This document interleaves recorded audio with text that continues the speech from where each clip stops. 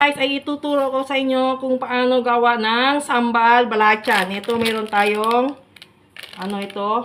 Ito, tamarin, sampalok. Meron tayong chili dito. Ito, gamitin natin ng chili, red chili at saka chili labuyo. Meron tayong balachan dito.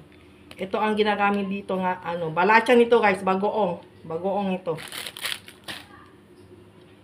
Lagyan natin dito guys ng konting, ito, sampalok, tamarin.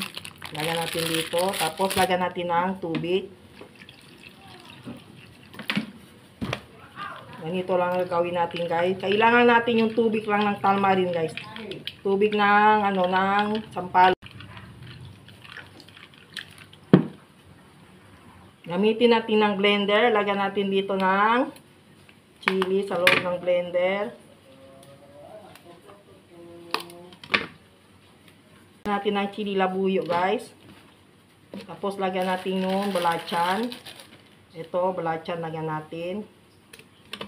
Lagyan natin ito guys ng tubig na sampalok.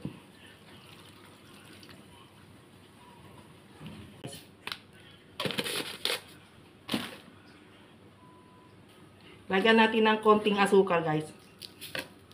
Para hindi siya masyado maanghang.